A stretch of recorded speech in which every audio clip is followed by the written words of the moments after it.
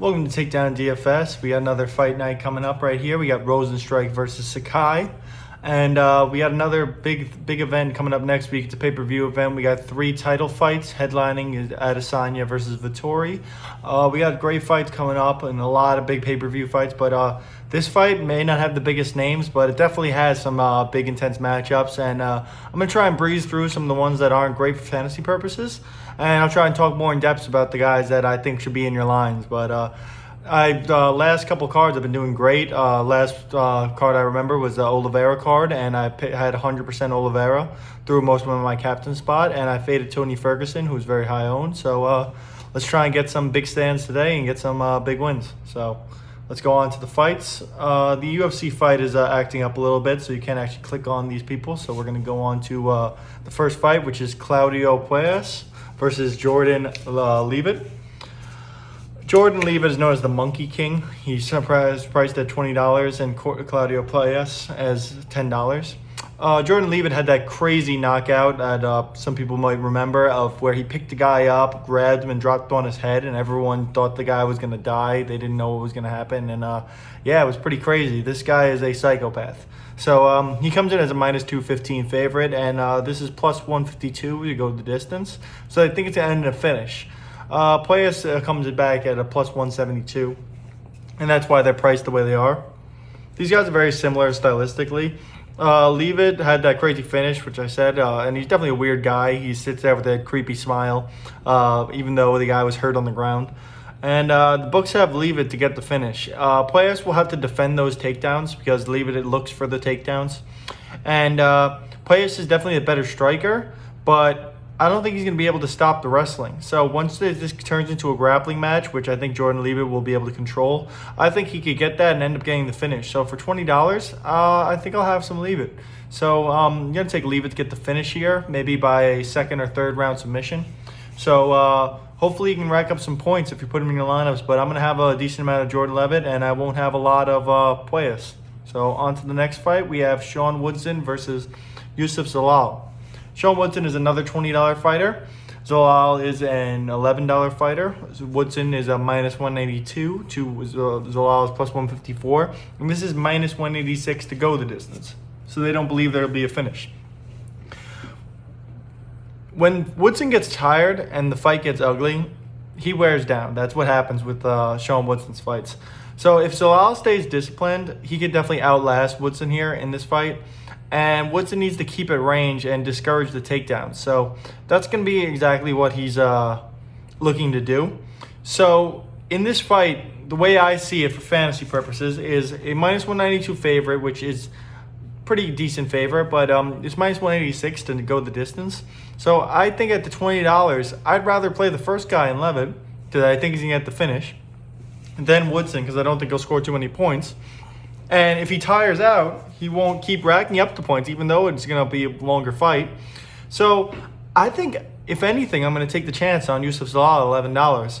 So if Woodson does get tired out and Zalal is able to get a finish at the cheaper price tag, I'm going to take that. But I'm not going to pick Zalal to win the fight. I'm going to say Woodson actually wins, but I don't think it's enough for fantasy purposes. So I'm going to take Woodson by decision here. But if the same price tag, I'll take the other $20 fighter. So on to the next fight. This one we can actually start clicking on. You can see the matchup statistics and everything. She had, as you can see here, it says Manon Fiora versus Marina Moroz. Fiora had an amazing fight last time out and a great finish. And Moroz is actually out of the fight. So as you can see on the bottom, she's actually facing Tabitha Ricci. And she's going to be a huge, huge favorite when these lines come out. So I think Fiora at the $18 price tag is one of my locks of the slate. I think she's going to win, and she might even get the finish. I think she's going to get the finish. And at $18, I would definitely look to put her in a bunch of your lines. So I'm not even going to go into the other fighter because I don't think she's going to be put on the card. And also I don't think she has a chance of winning. So give me Fiora for the win and the hopefully the finish. Next up, we have Alan Patrick versus Mason Jones. I'm not sure what they're doing, putting him in front of his statistics. They have his, as you can see, his face is like right there. But Mason Jones is the biggest favorite on the card and also the highest priced fighter. He's minus 320 to Alan Patrick's $8. and $23 to $8, and minus 320 to plus 245. But to go the distance, it's only plus 122. So Jones is the biggest favorite on this card by far, and his highest price point to represent that. And Jones should win, but will it be a KO? That's the thing here. I think Jones is going to be able to dominate him in a lot of different areas, but I don't think Alan Patrick's going to be a guy that's going to be put out. So my prediction is that this goes to a decision, and Mason Jones wins a easy decision to the point where if he is beating him up too much, he's going to be able to, like say he's out striking him, they're going to just go to the ground, it'll be boring. And if he's out wrestling him, then they'll go up and they'll strike a little bit. Like, it's just going to go back and forth, and a decision where he's going to have to severely outscore the people that on this card, because there's a lot of people that are going to win by finish at 21, 22, 20 thing. So you're going to need a cheap guy to get a crazy win to be able to pay off Mason Jones as well. So I don't think Mason Jones does much better than any of the other $20 fighters. So I'm not going to have much Mason Jones, but I think he gets an easy win here. Next we have on here, let me get to the page with him. Okay. Next we have Makwana Amirkhani versus Kirk. Makwana Amirkhani is minus 240 to Kirk's plus 190. We've got $21 for Makwana Amirkhani and $9 for Kirk, and it's plus 130 to go the distance, so they don't believe it will.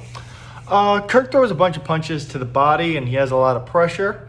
Makes his opponents quit. Like last fight, his opponent actually quit between rounds and said, I think I'm done in the UFC, and actually ended up quitting the UFC. So he has relentless pressure. Not as much volume, but actually pressure. And he can complete...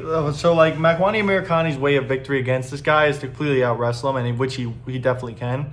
But if Kirk defends the takedowns, he can and will score well, because he'll rack up a lot of takedown defenses and score pretty well. So if Makwana gets to the ground, he could easily win and finish in a submission. But this is Makwana's fight to lose. Like, he's definitely the favorite here, like by a large margin. He should win this, and he should end up submitting Kirk. But I'm not going to have too much Amirkhani, and I have a little bit of Kirk because of the fact that at $9, even if he loses, if he racks up a bunch of takedown defenses, that could be enough to pay up for some of these higher price guys. And if I don't know if Makwana Amirkhani is going to get the finish, because it's plus 130 to finish, I don't think he's going to be able to so easily get the finish here. So I think I'd like some of the other price fighters that I know should get a finish. So I think I'd rather have just a little bit of him in case of that fact. But I'll have some from Kirk in case he's able to sneak out a win here and get that pressure on him and stop the takedowns. Because then I think he should maybe even he get a win at $9. Give me that to pay up for some other people. So give me Kirk on fantasy. Give me Makwana Amirkhani to as a lean to get the win though. Next, we have Francisco Trinaldo versus Muslim Salikov. Salikov comes in at $22 at minus 240, and Trinaldo comes back at $8 to plus 195. This is plus 142 to go to the distance. Trinaldo reinvented himself in this division, but Salikov is one of the greater strikers. He's won a lot of striking competitions, and he actually started off doing a lot of striking chaining back there in Russia. And for being 42, though, Francisco Trinaldo is very fast and uses his leg kicks. And he will continue to move forward. But that's the thing, though, to go the distance, again, you need a finish from Salikov. And Trinaldo has shown at points he's a great fighter, but Trinaldo is very old. He's 42. He's still fast. He's still strong, but at the same point, it's all right, I don't see that being enough in this fight against a guy like Muslim Salikov, but it only takes one shot. So I don't think I'm going to pay the $22 for Muslim Salikov, just like I'm not paying the $23 for Mason Jones. But I'll have some of the Trinaldo, just like I'll have a sprinkle of Kirk as well at $8, because if he does land those shots, or it does go 3 rounds, what he gives you at $8 could be enough to pay up for 2 or 3 of those $20 fighters.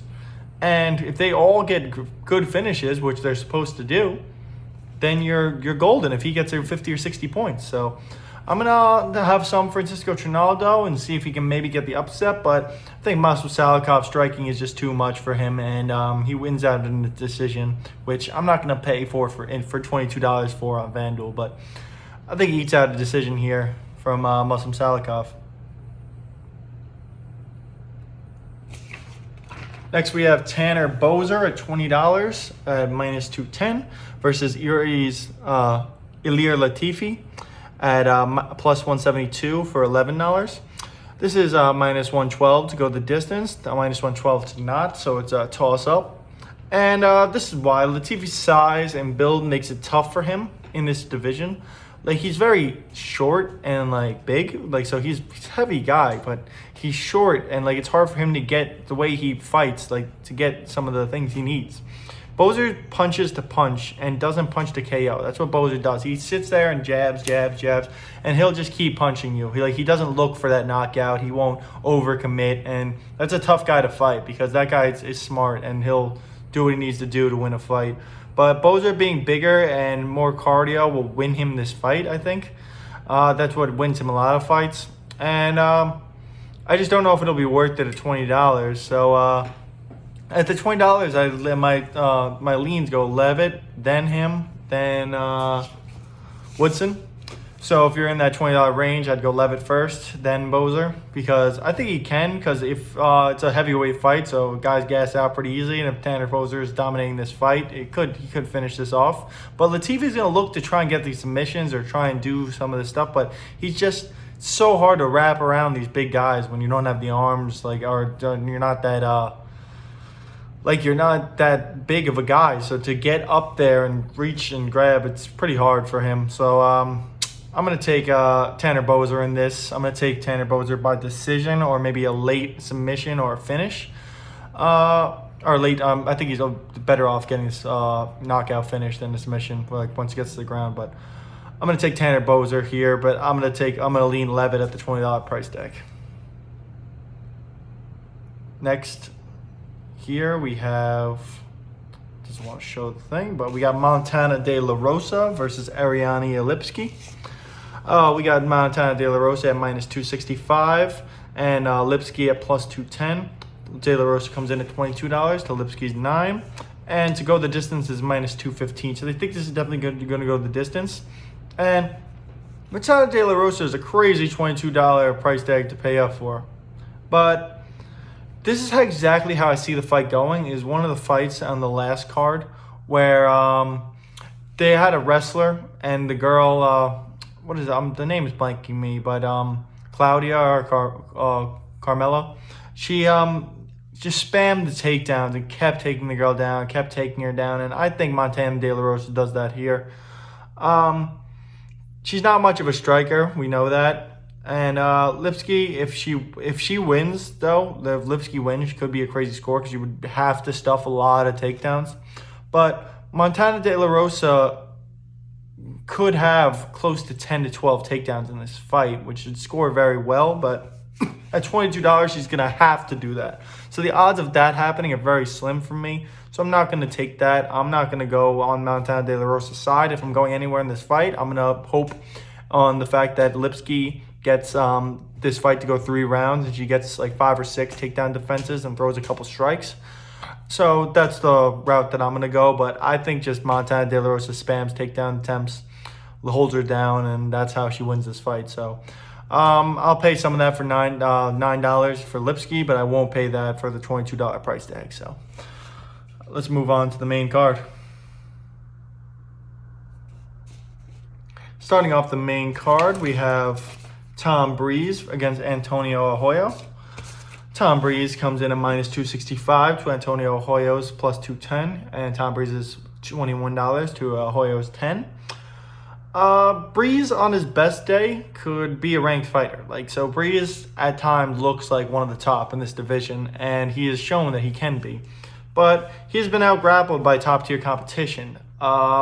Antonio is not top tier, so Breeze should be able to fully handle him in this fight, and that's exactly what I see here. It's plus 128 to go the distance, and this is another fight where I think Tom Breeze wins this handedly, but I don't think he scores enough because Antonio Hoyo is definitely a tough fighter, and I don't think you're going to put him out. So for $21, this is just my way of doing this. I think Tom Breeze wins this. I wins it easily, but I don't think he outscores some of the $20 fighters or $19 fighters, or even we got Fiora now that's an absolute lock at 18. Like, I think she even outscores him there. So if you're up in this range, yeah, take Tom Breeze's win. If you're landing in this spot and have $21 left and you're like, I need someone, I wouldn't stay away from him. But I'm not gonna start my lineups with Tom Breeze, who I think is gonna eke out a decision and only get like 80 to 90 points when some of these guys are gonna have huge scores of 120 to 130. So let me get some Tom Breeze, but I'm not prioritizing him.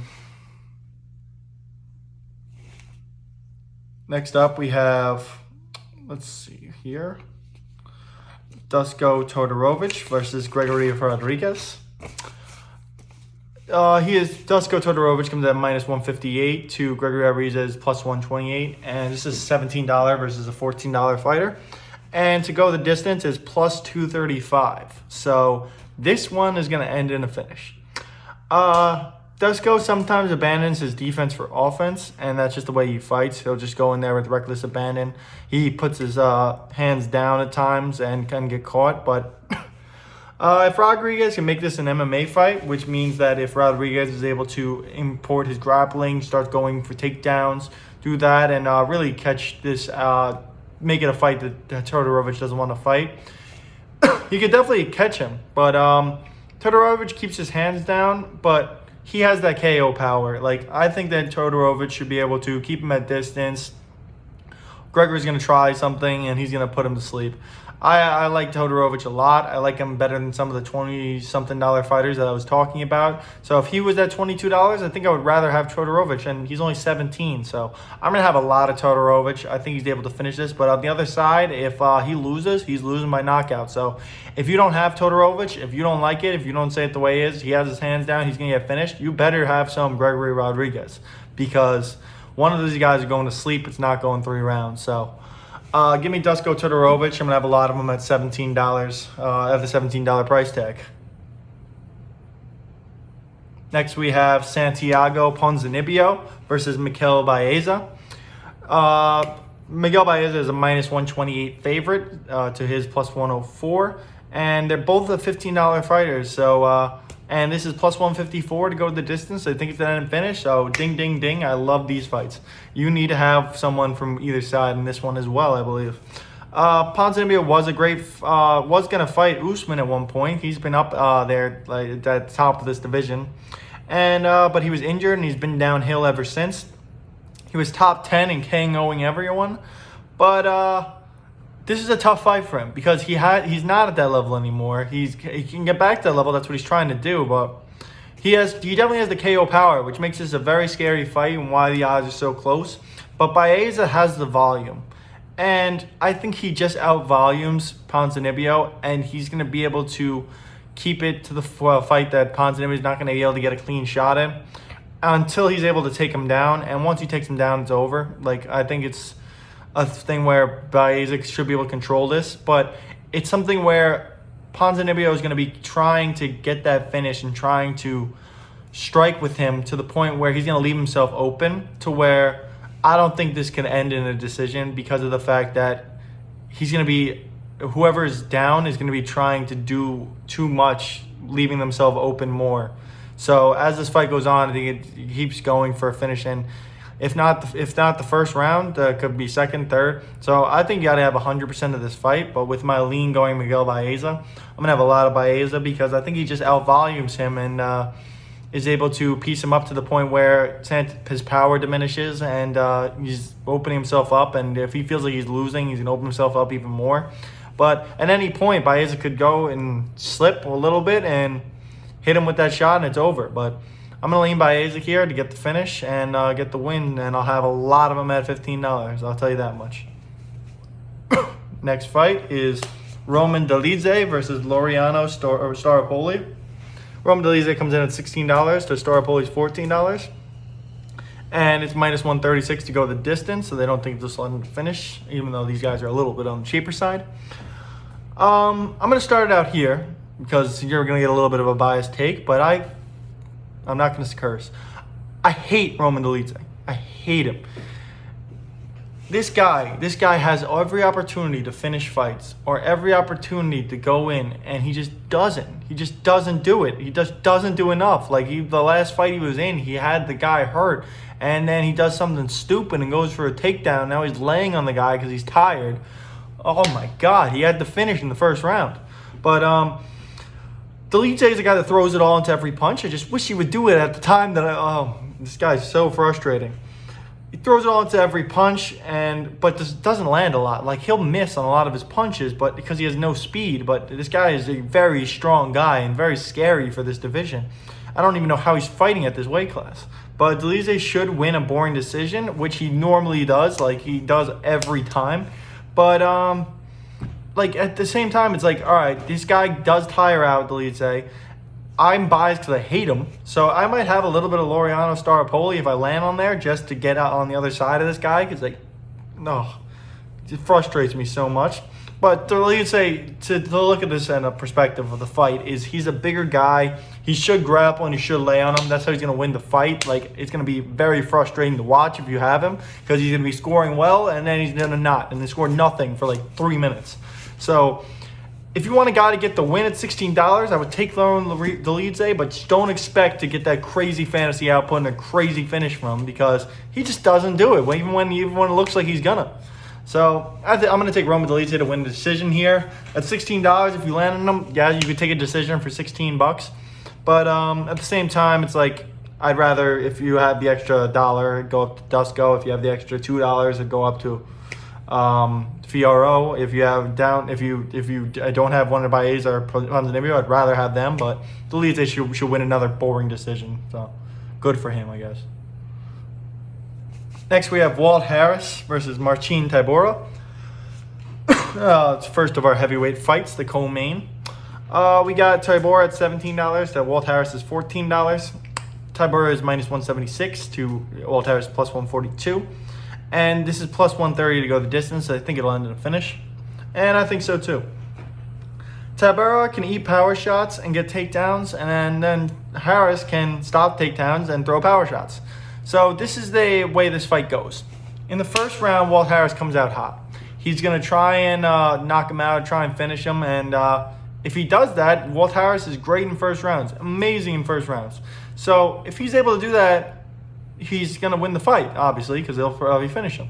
But Tabarro is very good and very skilled. So he like Walt Harris is the typical first round heavyweight where he goes and dies out after the first round, looks tired, like that's what he does. But Tabarro strikes into the clinch, and that's what Tabarro will just strike with you to get into the clinch, to grapple you. And the thing with this fight is if Harris hits him with a big shot in the first round, it's over. If Tabarro gets him down on the ground at any point in this fight, it's over. That's how this fight works. Like, Tabarro should be able to control him on the ground to the point where he's going to be able to pick his spot to either ground and pound him to knock him out of there or finish him in a submission. And that's how I see this fight going. I lean Tabarro because I think he can withstand that first round fury by Walt Harris. So I'm going to take a lot of Tabarro. But at the same time, if Walt Harris gets that first round finish at $14, you are printing money there if you have him. So this is definitely a do or die fight. You're going to have to be on the right side here. And I think the side is Tabarro because if he could survive that first round, I think he has a great chance to get him down and get him finish here. So I'm going to lean Tabarro here to get the finish. And now we go to the main event. Jairzinho Biggie Boy Rozenstruik versus Augusto Sakai. This is a very close fight. You got a $19 fighter in Jairzinho Rozenstruik versus Augusto Sakai, the $17 fighter. Jairzinho Rozenstruik is minus 134 to Augusto Sakai's plus 110, and this is plus 200 to go to the distance. So they think it's definitely going to go to a finish. I think so as well. It's a 5-round fight between heavyweights, and I don't think they can withstand the 5 rounds of this. So this fight would definitely be a $59 versus $59 fighter if it wasn't the main event.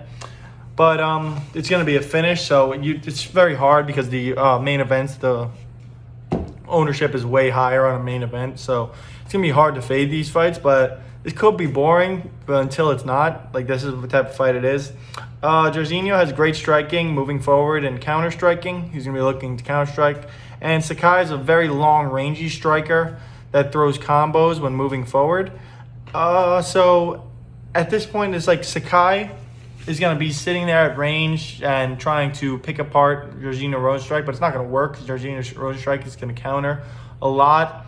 I just think that Sakai, the way he fights, is going to open himself up to the big counters from Rozenstruik, and he's not going to mean to, but he's going to do it a lot in this fight. And it's just going to be Rozenstruik sitting there waiting for that shot, and Rozenstruik has way, way, way better hand speed. Like, he's much faster with his punches. So I think Sakai should be this is gonna be a scary fight because I'm gonna go very heavy on Rozenstruik. I think I like Rozenstruik a lot in this, a lot to get the knockout and finish Sakai. But I think there's a chance that Rozenstruik gets beat up for 3 rounds until he gets the finish. Because Sakai is going to be at range, hitting him, piecing him up, and Rozenstruik is going to be looking for that shot. He's going to counter, but he's going to be eating shots while he's doing that. And I think he knows he can because he's done this before. And he got put down by Francis Ngannou, but like, who's not going to get put down by Francis Ngannou? He could push me through a fridge. But Jairzinho Rozenstruik should be able to counter and get the finish here. And I just don't know the output he's going to have. So if it's me, I would not put him in your captain spot. I think he's going to get the finish, but I don't think he gets enough significant strikes, and I don't think there's going to be enough takedowns or takedown defenses to be able to be the highest scorer on the slate. But I'll definitely have some Jairzinho Rozenstruik. I'll definitely have more of him than I will the $23, $22, and $21 fighters that I don't think are going to get the finish. At 19, that's a good price tag for me. Give me Jairzinho Rozenstruik to get a knockout in the 3rd or 4th round. And yeah, that's got a great card. And make sure to tune in next week for the big huge card we got with 3 title fights and all those great fights on the undercard. And also, I'll make a TikTok video about the Mayweather versus Paul fight this weekend, just talking about what I think is going to happen in that one and some of the other fights we got. But make sure to follow me on my Instagram at Takedown DFS, my TikTok at Takedown DFS, and my Twitter at TDownDFS. And make sure to comment exactly what you think is going to happen in these fights. If you have anything different, if you want to talk about lineup construction or send me a DM or whatever it is, feel free. But yeah, let's get into these fights and let's take down.